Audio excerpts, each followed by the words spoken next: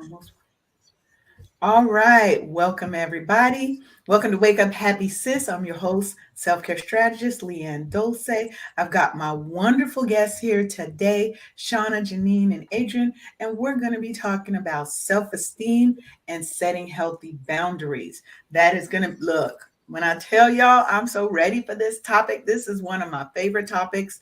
And we were talking just a little bit backstage about just the importance and how hard it is sometimes to set those healthy boundaries because we have that lack of self-esteem. But before I get ahead of myself and jump in, I want to give my beautiful guests the opportunity to introduce themselves. So we're just going to go round robin, Shauna, Jeannine, and then Adriane. Go ahead and tell the audience who you are and what you do. So I'm Shauna. So I'm a leadership coach, but I'm a certified executive coach, and I work with middle managers, so primarily managers and directors, to help them with becoming more confident in their leadership.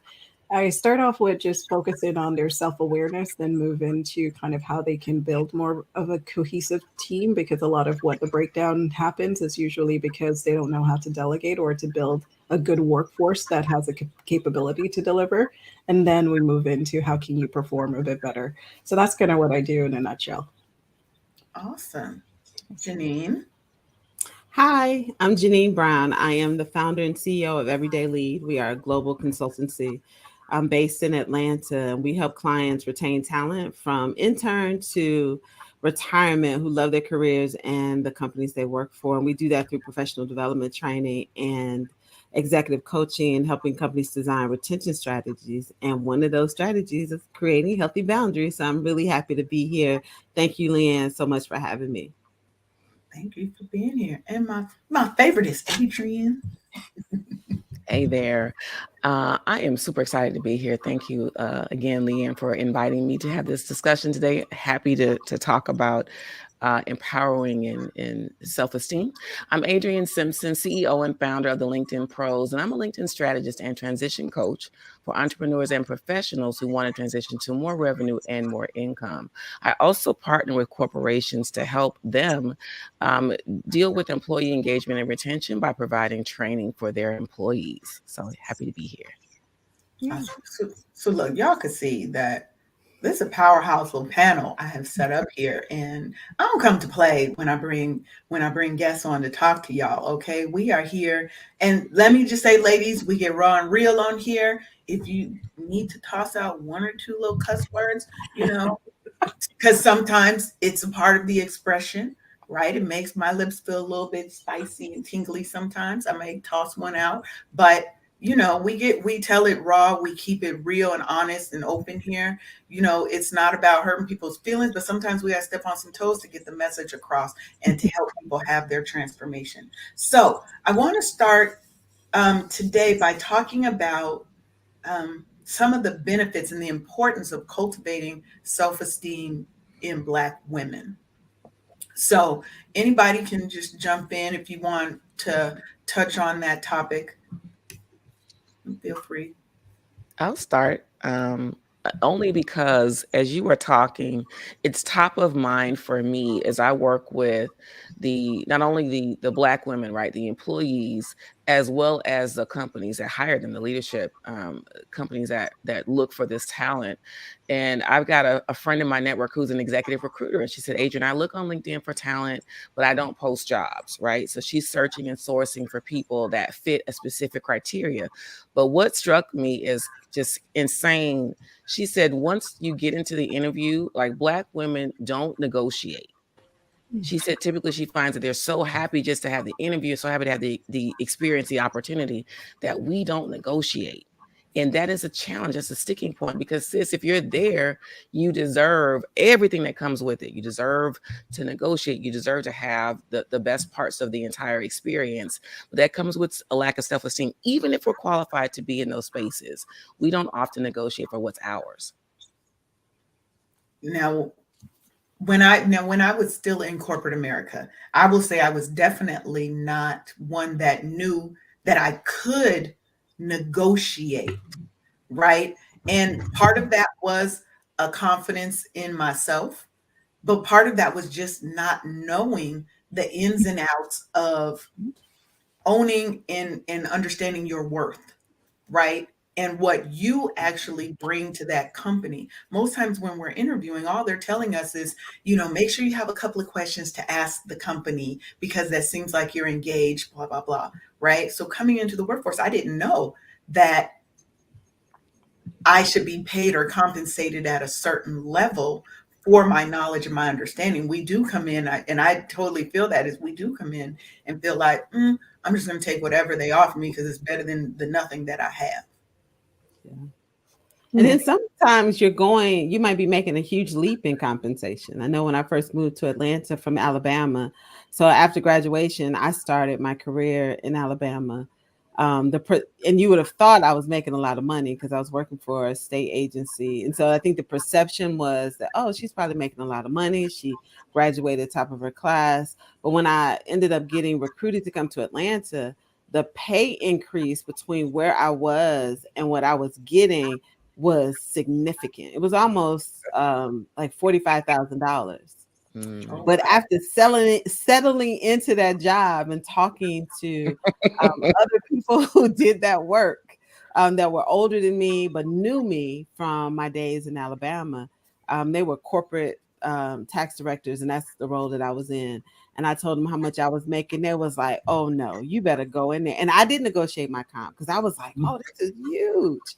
And it was still good for the cost of living in Atlanta, but not for the brevity of work that I was the gravity, of work that I was responsible for. So sometimes you don't know your own worth and your own value. So Yeah. I teach something called value-based interviewing to my clients, because not only do you have to know your value and worth, you should also know the value of the industry, of the job that you're applying to. You should do that research, right? The funniest and saddest story, my personal story, is when I really first started working in corporate America. I got a referral, had the interview, and did well on the interview. I had a great time. The vice president and I were just chopping it up, having a ball. And so we got to the point where he asked me what I wanted to make. I hadn't done any prior research. And so I really just threw out a number that I thought was okay. And I was like, what about, fill in the blank? And he said, why do you think you deserve to make that much? And I gave a list of bullet points. I'm this and I'm awesome and I could do this. Da, da, da, da. He said, okay, you're hired. I was so ecstatic. I was super, super happy. But I left there, started the job, enjoyed it. And then one day, about 6 months later, I was speaking to some coworkers who did the same role that I did, sat on the same row as me. And we were talking, they were griping and they were upset about their salary because they felt like they needed to make more. And y'all, they were making $15,000 more than I was.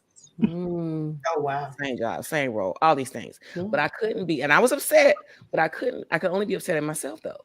Yeah. Because it was my fault and my responsibility. And so we have to take that. But I was confident, but didn't know my worth. So those things have to go hand in hand as well.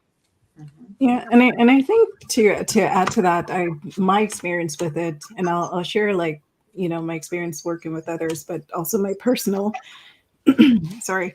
And when it came down to just the self-esteem portion, it's the relationship with money. Because I find people are always stuck in that space of, am I able to make this money?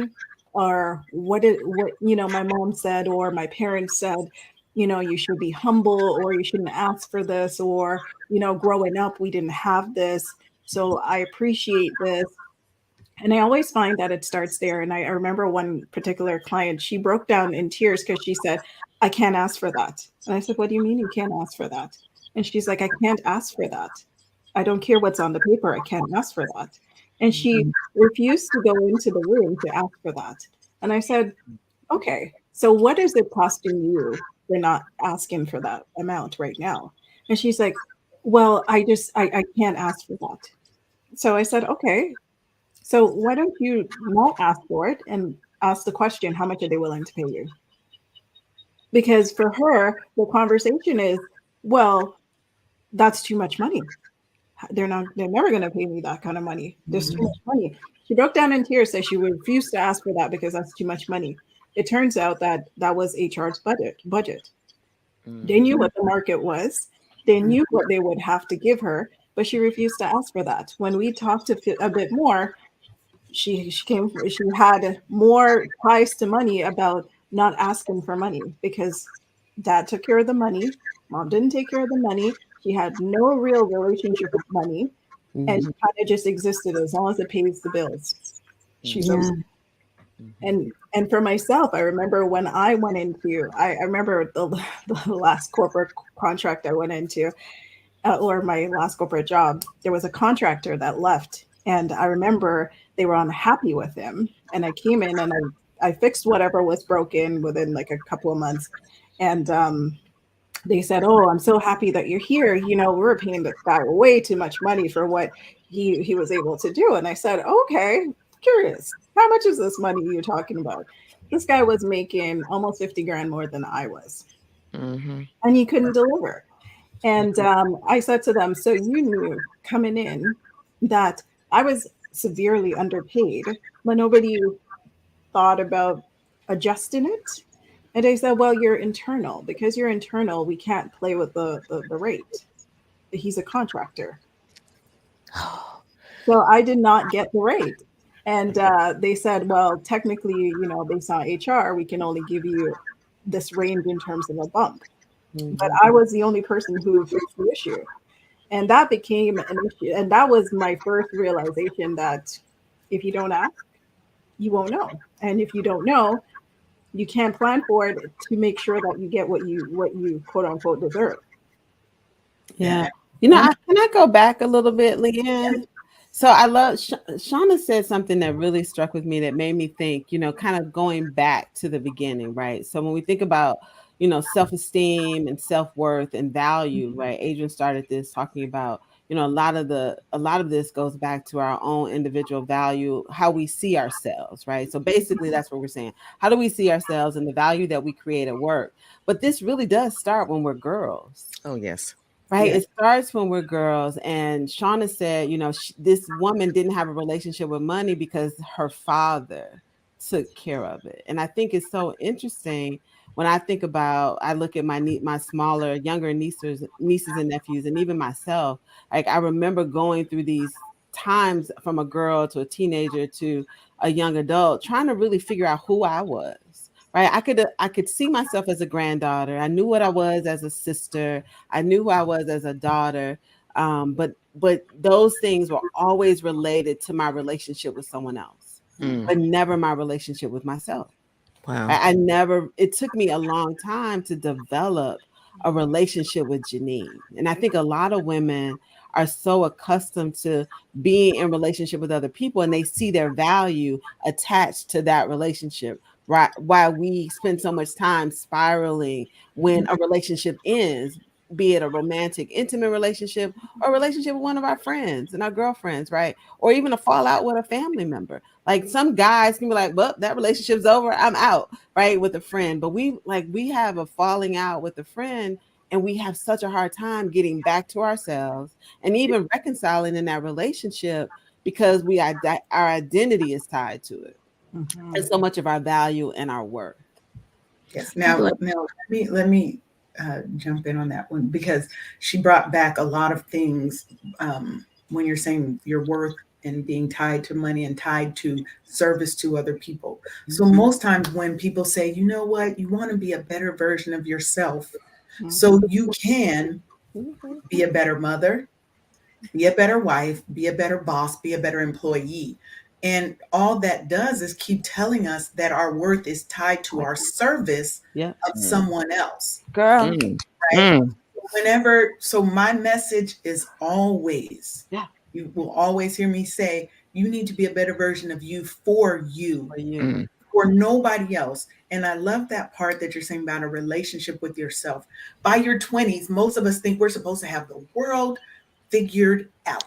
We're Where does supposed that to come know who from? we I didn't are. think that though, And I Leanne. don't know I because wasn't you're like I that in my do. 20s. you're supposed to try new things, figure out who you are, and establish that relationship with your authentic self. So you're not in your 40s trying to relive your 20s, Yeah. right? Well, Because you're just now learning who you are. Yeah. I just want to add though. So Jeannine just asked a really pertinent question though. She said, where did it come from? The idea, the comparative idea, right? That we have to achieve it all or figure it all out in our 20s.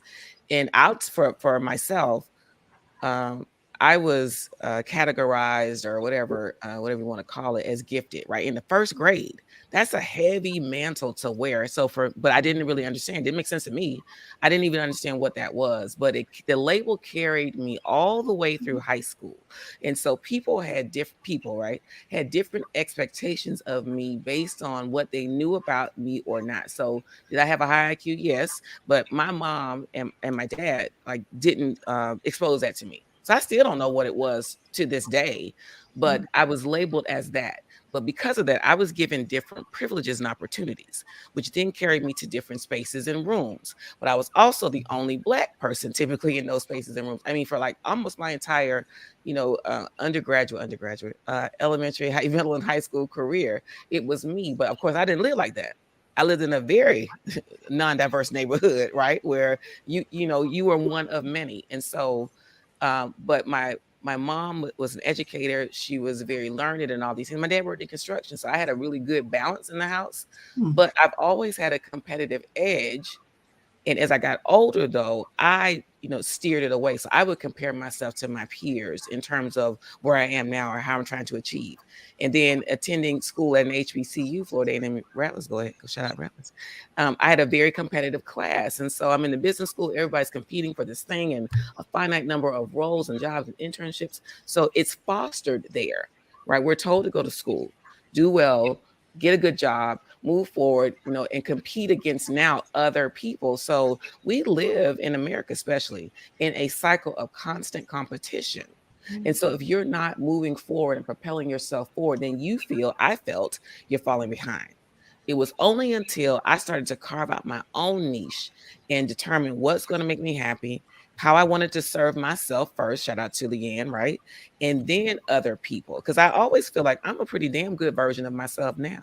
I can always be better, absolutely not perfect. But I feel like I always do the best that I can in the space where I am. Now, let me ask you this, Adriane. Growing up, being labeled as gifted, having that pressure on you, what did that do for your self-esteem? Because it can sometimes go either way. Either it's going to boost your self-esteem, or you've got so much pressure that you start second guessing and doubting and having self-esteem issues. Baby, you know me. Listen, I've had this same self-esteem since I was 2, and I'm not kidding. I introduced myself and never had a problem with that. And it was fostered. I wasn't arrogant, or because black girls aren't allowed to be arrogant, right? They're not allowed to be forward. But I have been called in later years aggressive, pushy, sometimes a B word, right? And even in corporate spaces, that became a problem for a white woman that I worked for. She told me, she said, you can come across as the smartest person in the room. And I said, wow, that certainly isn't how I carry myself, because I'm a servant leader. I help to support and lift everyone. So the fact that she said that I knew was her challenge and not mine. So in answer to your question, it helped me to elevate my confidence level, but it was supported by my parents. It was supported by the environments that I was in. Like I had a really healthy childhood. I was pushed and expected to do well, but I was also given those tools, right? So to me, it was a natural progression. It wasn't until I got older that people started to try to knock that down. Chip it away. Now let's shift a little bit, because I want to definitely make sure that we're talking about boundaries, because that's my jam. That's where I really want and feel like a lot of us need a lot of work. But before that, let me do my station identification. You are listening to Wake Up Happy Sis on KCCR The Brownstone, where we are changing the narrative for Black and Brown people by telling our stories our way. So just had to get that in real quick. Love that. But that's so, as we're thinking about setting boundaries, right? Setting that your own sense of identity and purpose. What would you say, and we're going to start with you, Shauna, what would you say maybe was your kind of defining moment in recognizing who you are and getting that identity and being able to set healthy boundaries and stand in those boundaries. So I think I mentioned it backstage, but I think when I had my son was the first moment I had those the need to make sure that boundaries were in place. There just wasn't enough of me to go around. And what I found from it, especially I had my son around 19, so I was still trying to figure myself out. So when I had him, I had to sit down and actually think, okay, well, who am I? Because I didn't have enough time to really understand who I was. And it was 4 years into being a mom that I think I've existed so long, just doing all the things, the daycares, the drop-offs, the staying up, the changing everything. And at the same time, I was still trying to finish off school. And I remember thinking, why do I feel so overwhelmed every single day? And I just couldn't feel like I was settled. And I'm a person who like to be grounded. I like to kind of keep things at a certain pace where I have a bit more control. I like to forward think, a couple of years, days, months out. And when I realized that I was doing all of that, but I wasn't able to do it in a way that had me in it. I had to, make sure he was in school, make sure this was going on, make sure I finished this, check in on the family. I had everybody else but me. So the moment I realized that that was happening a lot for me was he was around 4 or 5, and I remember sitting in the car and thinking, I can't do this. I can't go to work, come home. It felt like a cycle, and then I decided, you know what? Tomorrow I'm calling in sick, and I'm going to check myself into a hotel. And I did. I checked myself into a hotel. I stayed there. I called his dad and I said, pick him up. I'm not gonna do this. I'm gonna stay overnight and I'm just gonna sit with myself. And I sat with myself that whole night. I think I had a couple of good cries. I had a couple couple of moments where I wrote everything down. And the question that kept coming up, well, who am I? What do I want? Do I still want the same things? And I realized I didn't even want the same things. Mm. I was trying to go after being an accountant. My mom was very happy with being an accountant. At least it was a profession. Um, and I didn't feel it. I didn't feel it. And I realized I was studying to do it. I wasn't connected to it. I had other aspirations I wasn't tapping into. I didn't even read. I was writing poetry. I never went back to it. I was doing anything creative. Everything was tapped out. So that day in the hotel, I actually sat down and I wrote everything current state and I did a future state. And that was the moment it highlighted to me that I wasn't in the right direction and there was no way I could continue. And that was the first time I realized that I had to really take a step back and just do me. And even though, I had a lot of friction with my in-law at the time because she's old school. She was like, you shouldn't be working. You should take care of the baby. You should not. He should be home with you. That's why he's sick. And we had so much friction. And I remember saying to her, "That's not what I want. So it's either you're going to support me or you're going to leave." That's right. And that was the first time I ever put a boundary in. And I remember she was not very happy with it. But to this very day, I think she respects me about that because I've never faltered on it. I said, it's either you're going to support it or you're going to leave me alone. And we decided to go with the support. So we were good. And what about you, Adriane?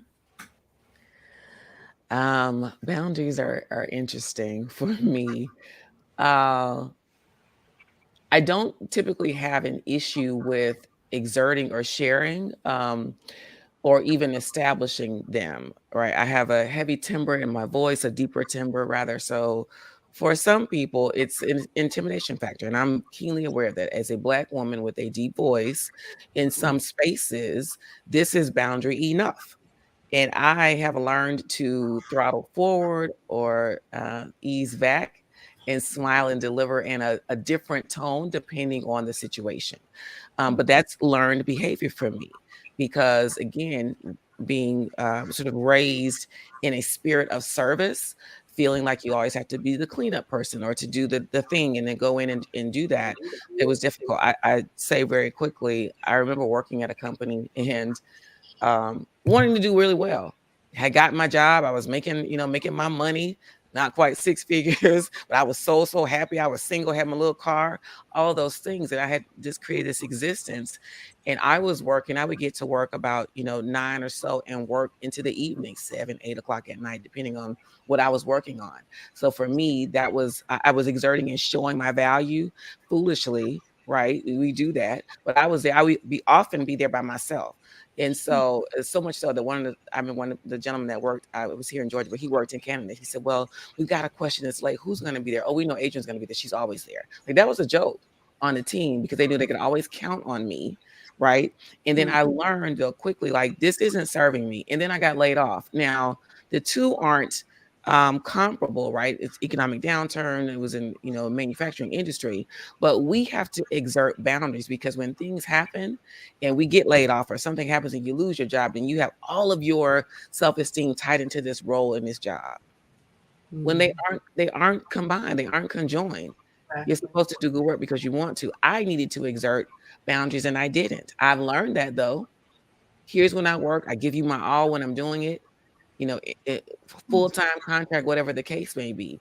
And I have learned also, and Shauna mentioned when she had her son, I learned a little bit before that because I was having the challenges that I shared, at my former corporate role. And my husband wrote on this whiteboard that's on my refrigerator right now, it's just a job. You can get another one. And so from that point on, I really started to plant my flag in the ground and continue to exert those boundaries for my peace of mind. Yeah. Y'all, that was so good. So am I next, Leanne? You are. I'm just gonna jump on in. What happened with me is I think I had to get in touch with like all the different personas that I was trying to operate in and other women operate in, right? So we have songs about us being a superwoman and an independent woman, and some of us are perfectionists and all of these things. And what I recognized for me was I took on the persona of the savior. Now, before I identified it and it was brought to my attention, I would have denied it. Like, only one savior, that's Jesus Christ. Right? I would have pretended that was not me. But oh yeah, I was a savior. I was the one motivating, picking people up, making decisions for others, and doing all the things. And when I think about setting healthy boundaries, the first boundary we have to set is around our own selves and our behaviors, right? We be again outward looking like they're not going to be using me, and we're trying to set boundaries around other people, but it's us. And so I had this savior persona, and the savior knows more. They know better. They know the right ways to do things. They know the best way to do decisions. They know all the stuff for everybody else's life. And so once I recognized that, and it was a man, I was taking this class and we were moving my mom, and I was just so frustrated with her because I had ordered the truck. I had made all the plans, had the schedule together, what time we were moving. I had coordinated for my brother, my niece, all the things, right? I had a perfect day planned and nothing was working. I get in town, my mother ain't packed nothing. She said she'd been packing. She ain't really packed nothing. The garage is full of stuff, the basement, just stuff everywhere, all over the place. And I'm on the phone venting. And the guy said to me, he said, and he was so compassionate with me. He said, "Well, did anybody ask you to do that?" And I said, "But she's moving and we only got like 3.5 days and we're going to be in town." And he was like, no, Jeannine. Did anybody ask you? Did your mom ask you to do any of those things? And he was so right. She did. I had expectations of her and everybody else because I jumped in to save the day. Yeah. And so I think for me, that's my biggest realization. And I have to remind myself of that often. God did not put me here to solve everybody else's problems. He did Amen. not put me here to pretend or be the person to fix everybody else's things. And what I found out, the person that was most frustrated was me, right? I was frustrated because they didn't appreciate it. I was frustrated because I felt, like they were wasting my time. I was the one upset. Ooh, you And I was preaching this. right. And I was actually upsetting other people, right? Because I was being disruptive and acting like I knew what was best. And I really didn't. So for me, Leanne, that's my thing. I had to recognize the personas that I was walking in. And did nobody crown me the savior? um, but me. And I was the only person that was really the most unhappy in that role. I Yes. feel a little bit of attacked, but I'm gonna put my head down. Right. No, she totally got me triggered over here because you were the savior. I is, am I was like, was? the cleanup Current state. woman. Okay. Oh, so you the janitor. I've You the always been janitor. the cleanup woman, right? Come in and save the day. Come in and fix what everybody else done Indeed. messed up. Leanne will be available. She don't sleep. She Oof. don't sleep. I had a client last night message me, and so I'm in the IT space. That has been my major world for most of my life, right? Which is definitely not a black female space, Uh-uh. right? So I've always been the cleanup person. Client called me last night. I think my site's under attack. Fix it. It's 9:30 at Mm. night. Are you on call? I, I it took me 20 minutes to message him back, but I messaged back. It's 9:30. I'm in bed, and I will address it tomorrow. Mhm. Mm. But before I would have never done that, right? I would have been like, oh, let me get up, stop everything that I'm doing because I'm used to being the cleanup person, which goes Mhm. to my self esteem, which goes to my identity, which goes to my confidence, right? Because I've Mhm. always felt like I had to be better than anybody else in the room to prove Mhm. my worth. I mean, when I worked in corporate America, I worked at AT&T and I had locks down in my butt. Okay. So I'm this earthy black girl, and they had started a new team. So I've written all the documentation for this team. I wrote the training plans. I trained all the people. And my manager gave me a performance review that was 3 months late, by the way. We ain't even talk about that. Mm. But he rated me a 2 out of 5.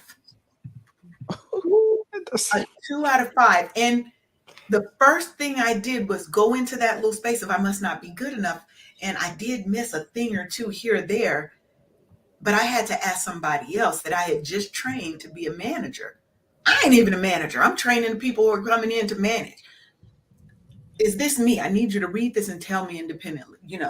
She was like, this is not you. They're trying to get rid of you. Mm-hmm. Right? She said, because they had this, we're getting rid of low performers. Mm-hmm. It's an excuse. It's Yeah. an excuse. But I had to muster up my own confidence and look them in the face, look my manager in the face, and let him know it wasn't going to happen like that. You know, in the end, I ended up going to get a job that was paying me 15,000 more, and they was left to clean up the mess because who wasn't there anymore? The cleanup crew.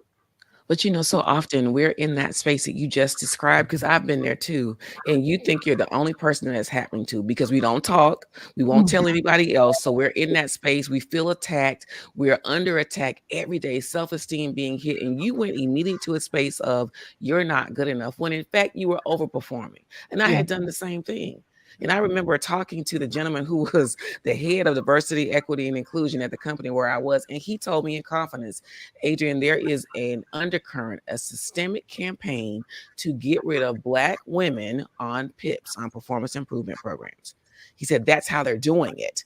Like it is a campaign, unspoken, but it's happening because more than me as a person, as an employee, was coming to his office and explaining what was happening, and he was sitting there outdone. He wound up leaving that role, but to know that this is yet another way that we are targeted to be removed from companies, right? So in opposition to that, I say we have to own our careers, we have to own our self-esteem, and we have to know that you got this job, sis, you can get another one. Yeah. We can get enough. Yeah. And there are more. And Yeah. I agree with that. My experience has always been the cleanup person. So I could go in and I can see what's broken that they claim is so complex, and then I'll go in and say, okay, well, this is a problem. So let's go to here, do this, and I'll structure it out. And then at the end, what would happen is they'll plug their own people in. They'll kind of move me out and then say, okay, that's great. Now we got it working. Okay, let's move on. So Shauna, you go here. And then I move on to something else. So I would always get kind of shifted, and then next thing I know, the email comes out. We did a fantastic job. We were able to do X, Y, and Z, and no mention, Nowhere to be found. nowhere to be found. And then I'll move to something else, and then I'll get pigeonholed into specific areas. And I remember sitting back once, and I went into my director's office and I said, this is bullshit, right? And he's like, you're really good at what you do, but I really have a hard time with you, playing nice in the fan. I said, really? And he's like, yes, I really have a hard time with that. And I said, okay, what about that? And he's like, you're too honest. What? So I said, I'm not following. And he's like, you're too honest. You need to work on saying things without saying things. That's why you're really good at what you do, because you can figure out and then you can hold people accountable. And then, but after that, we need to take over. And I said, okay, so you're saying that there's a gap, but you're saying that there's still good performance, but there's still a gap. So help me understand, because help me make it make sense.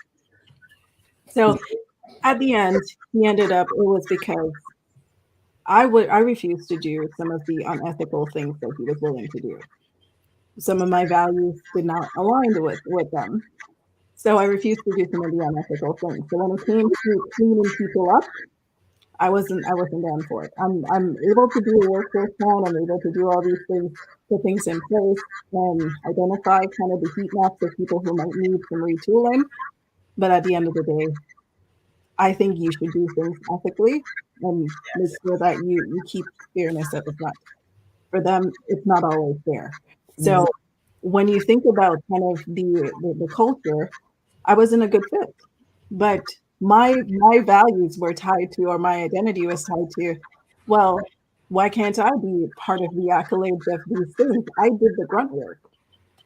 They were stuck for how long, costing how much money, and I fixed it. And then you moved me to the next problem, and then the next problem, and then the next problem. So I'm not like the underdog clearing up the gunk, and then everybody else rises to the top. So I don't understand.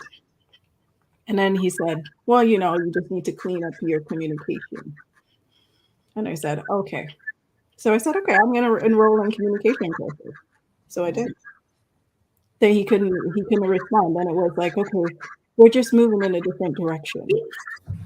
Yeah. Yeah, it's always something. Leanne, one of the things I find interesting about women and Black women and women of color in this conversation, simply because we're going back into the workplace. And I think Shauna, you and Adriane, and I know I've been in this situation, is so important, is that so many of us are the first and only in a lot of different ways, right? So you might be the first one in your family to go to college and get a corporate job and to move into a leadership role, or be the first one in your family to make six figures very young.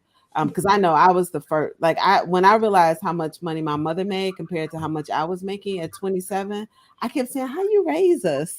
How do we wear clothes every day and eat, right? Because I'm over here struggling to pay for my bills for just myself.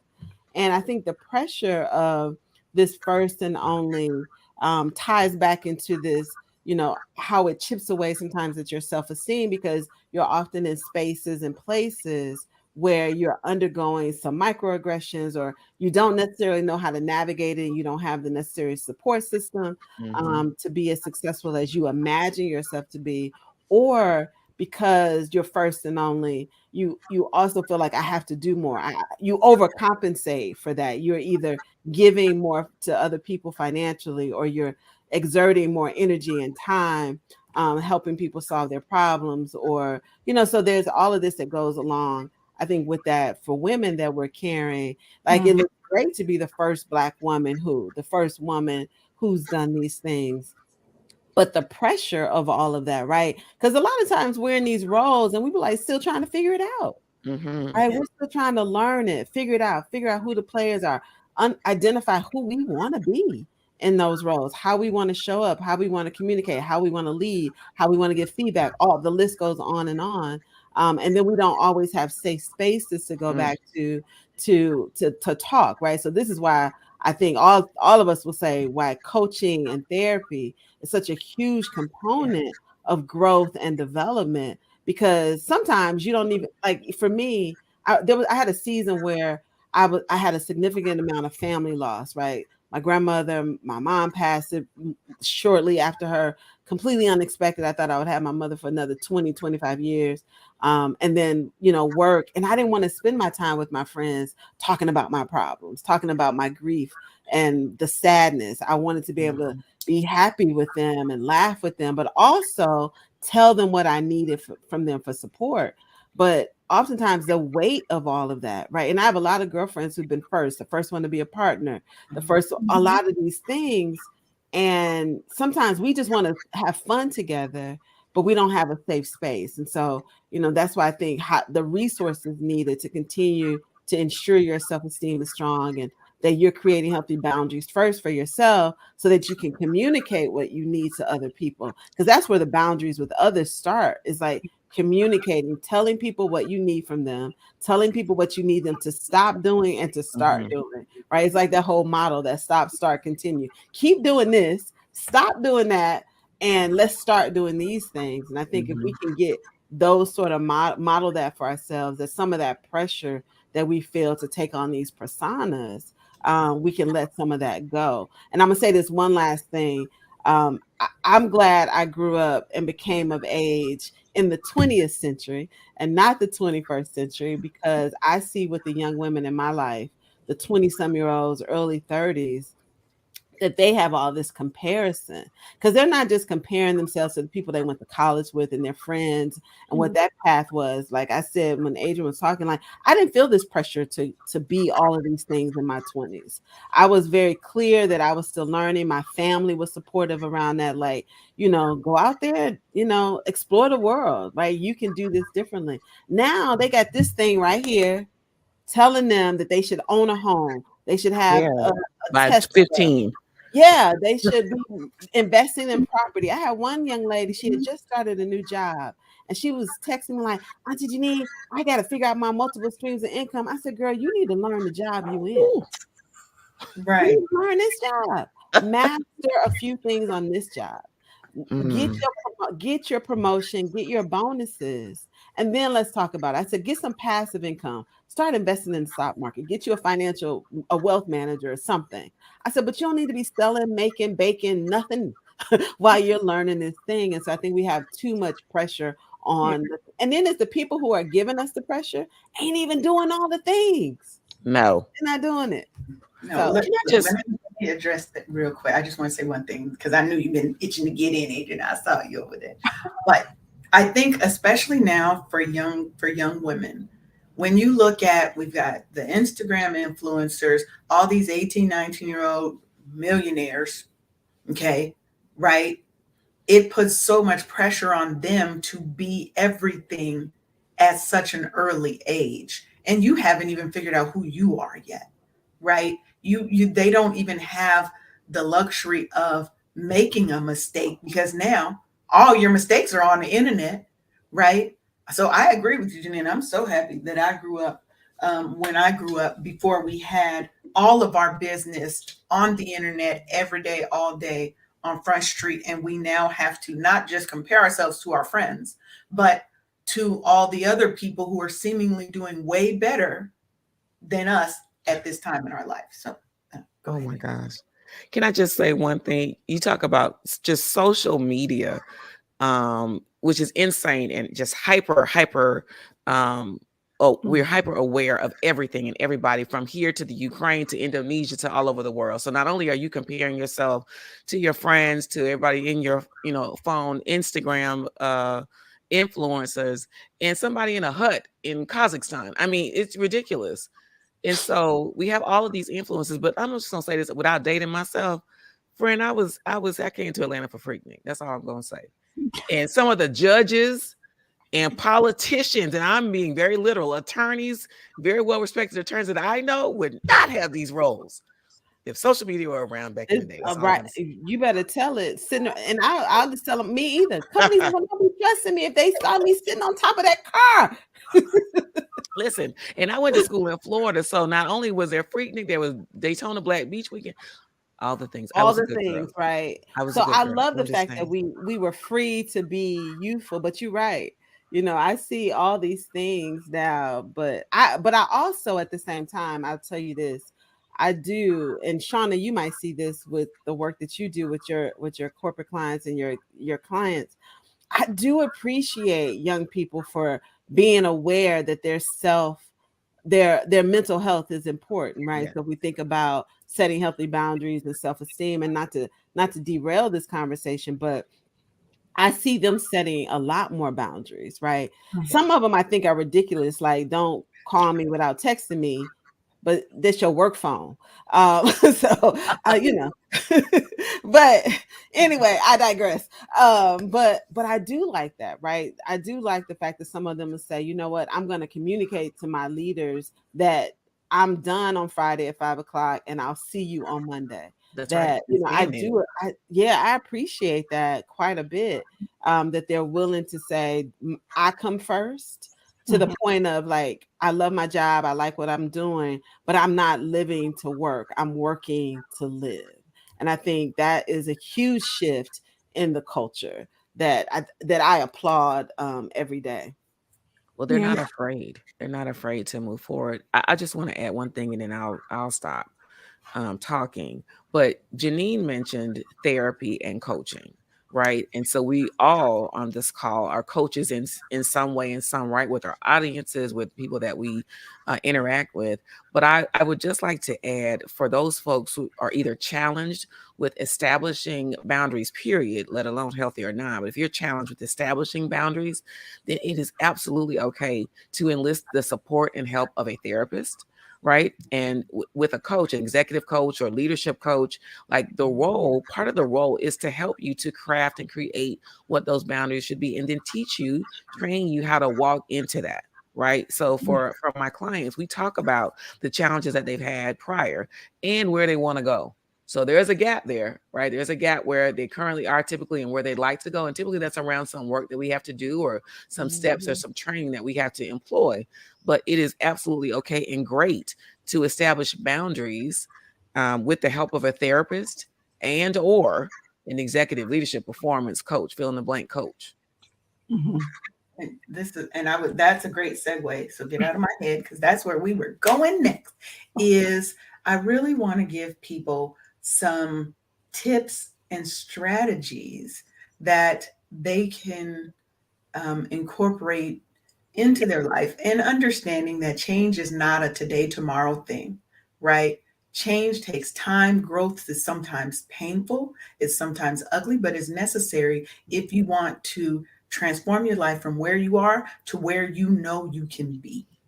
So, if you have one or two little tips or strategies that you would leave with your younger self, right, around confidence, identity, setting boundaries, what would that be?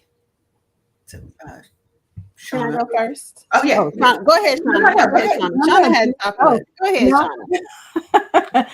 No, so I'll answer that question, but I wanted to share because I think Jeannine, you had brought up like just kind of the boundary set in the workplace. What I've noticed is the DEI piece where there's now that injection of DEI promotion, and then because of that, I get a lot of people who feel lost in the role because they don't have those supports. And because of that, they're set up for success because the measure of success is not attainable because they don't have the support. So that was the piece that I wanted to share. And in terms of the boundaries around that, so one of the challenges that I see when I'm working with a lot of people is the fear that comes up with setting boundaries. A lot of that is centered around the fear of losing relationships or the fear of guilt around making the wrong decisions or the identity piece. Am I going to lose everything as a result of this decision? And one of the things that I always go back and center around is the boundary is never about the other person. It's always about you. It's like creating a fence around you to say, this is what makes me whole. And I want you to understand what makes me whole so I can be the best performer in the role so that we can work around that. And I think when we're getting into leadership, a lot of, even though the Gen Z might say, "Oh, don't call me before you text me," what I always say, my rebuttal to that is push back if you're in the leadership role and say, "Understood. Let's set some expectation as a team as to how we communicate." Because the boundary as a team needs to be in place, and the boundary as a leader and as an individual has to be in place as well. So let's make sure it's all aligned. Because if I need you because there's an SOS, I'm not going to text you. That's just part of the policy. We're not gonna test you. We're not gonna text you as a result of that. However, I will respect your boundaries for everything else. So let's have that communication. So um, the tip I would leave is, in order to understand, in order to set good boundaries, you do have to empathize enough to really understand kind of what the fear is around those boundaries for people, and then be clear on kind of how to communicate that so you can deliver those boundary expectations, and then you can enforce it if you need to. I love that. Jeannine. So I think for me if I were to go back to my younger self, I would tell her, "Girl, you doing all right. Like just be here, be present." But I think to maintain that was to not to continue to be consistent with my anchoring routine for my life, right? So whatever that is, it has evolved and has changed. But if it's, waking up in the morning, exercising, and having a stack of routines, right? Exercising, praying, journaling, meditating, reading, those sorts of things. Because I recognize that when I don't do that, and I'm typically pretty good at it, but when I don't do that, everything is off. And then as I've aged, what I've realized that when I don't root myself in my anchoring exercises, I don't have boundaries. I do feel horrible about myself, right? I look in the mirror and I'm constantly complaining about, my face is breaking out or my belly is sticking out, those things. And I find that when I'm anchored and rooted in things that make me feel powerful and strong emotionally, spiritually, right? Not just physically, but when I have those stacked activities, especially if I can start them at the top of my day when I wake up, I feel better. I think clearer. I'm happier. And I realize that as I've aged, I'm more in tune with what's going on with me, right? So if you are a woman who is starting to be premenopausal, or you may be in menopause, like I remember when I first started, I didn't even realize how my mood was changing. I had no idea what was going on with me, but I knew that something was weird because I don't get upset easily. I don't pop off at people, like, and I was doing it, and I was like, what the hell is wrong with me? And two things were wrong. One, I wasn't anchored. I wasn't following through my routine. So I was all over the place, and I wasn't in tune with my body. So because I wasn't in tune with my body, all of these other things were happening. I couldn't talk to my doctor about what was going on with me because I was blaming other people. So I think, I would tell the younger Jeannine to stay in touch with your body, stay connected to yourself spiritually. And you do that by consistently anchoring yourself and healthy routines that make you feel good, make you think better, and are more productive. And it helps with my confidence. Yes, I love that. Yes, to all of that. Adrian, what about you? Oof. Um, I would tell the younger Adrian, I would tell my younger self to really um, figure out what you want to do or try, and then do it. Try it. It is okay to veer off the path, right? The path that our leaders set, the path that our parents set, the path that even when I was in college, that my advisors set. Can I do this? Is this this sound like poetry to me? Listen, I remember being at, a top business school and deciding early on that I didn't like it. I didn't want to be there. I actually hated it. And I remember mentioning to my mom and my advisor that I wanted to leave. It was a coveted spot. And both of them were like, nope, you're going to stick it out. So guess what? I didn't do well. I didn't like it. Yeah. Right. I eventually did okay, and then graduated and got to grad school and excelled because I had niched down, was focusing on what I wanted. But I remember expressing like, I don't really like this and I want to do something else, and actually had found something else. And they were like, no, that's not why you're there. Do this thing. And so I reacted in a way that stymied my professional growth, my personal growth, because I'm gonna get back at y'all by doing this thing. And it was hurting me. They didn't care. I mean, they cared, but it didn't have any impact on them. And that's what we do, right? We do things to self-sabotage. We do things that impact us, and the other person or entity or company or corporation is left like, okay, now what? Right? We do things that impact ourselves and put us on a different path. But I would tell the younger Adrian to figure it out, but figure it out by doing. And if it doesn't feel good to you, do something else. And it's okay to try it and figure it out and continue to go and grow and learn. Amen. Well, we are almost at the hour, you guys. It has been a great conversation. I am so happy that you guys came and shared a little time, a little space with me and my audience here. And as we wrap up, let the people know how they can find you, how they can connect with you, and how they can support you. We're going to start a little different. Jeannine. Hey, well, Leanne, thank you again for having me. It's been a joy being here with Shauna and Adrian and you. You all can connect with me real easy at JeannineBrown.com. That's JeAnnine Brown.com. Yeah, spell it one more time. JeAnnine Brown.com. Yeah. All right. Make sure that you connect with Jeannine. She's got a book. She didn't say anything about the book. I sure did. She got a whole book out there. Like I'm gonna need you to put that book out there. You can connect with me at JeannineBrown.com, or you can get my book at unstuckandunstoppable.book.com. So the book is Unstuck and Unstoppable. It has 5 amazing strategies. No matter if you're a business owner or a career professional, this book is for you. All right. Adrian. Hey, again, I'll echo Jeannine and just thank you so much. I've so enjoyed the conversation with you and Shauna and Jeannine today. Y'all can find me at the LinkedIn Pros on social media and www.thelinkedinpros.com. All right.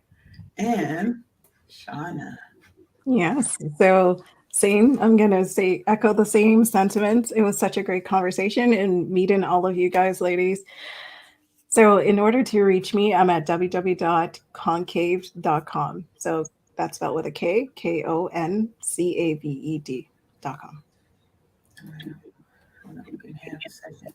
See, I'm trying to do too many things at once because I'm supposed to have these. See, that set your boundaries for multitasking, friend. Look, no, look, my stuff go show up. If you want to reach Love Shauna, it.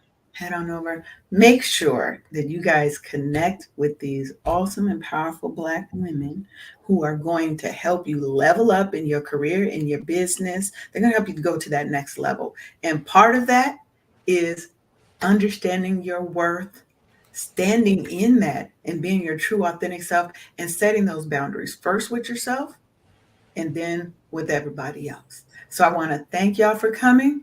And because I love y'all, I got a healthy boundaries worksheet for you so that you can figure out what are some of those boundaries you need to set and how you can start digging into that. Okay. So head on over to bit.ly health/healthy boundaries worksheet and you can get that worksheet. So I want to thank y'all for coming. Again, you're watching Wake Up Happy Sis on KCCR The Brownstone, and y'all have a wonderful and blessed day.